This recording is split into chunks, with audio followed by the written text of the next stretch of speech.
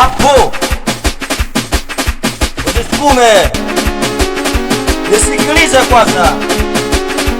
Ya mashavu yo wanangu, jezerahu Nyange pacha Birasta mbishi, huyo anaitwa Mubatozi, dada Dolingi, twende twende twende.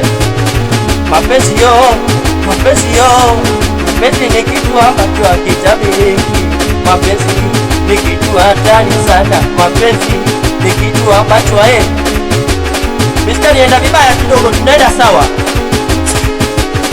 Msiwaze wanangu, nikirogo tu, twende twende twende twende twende.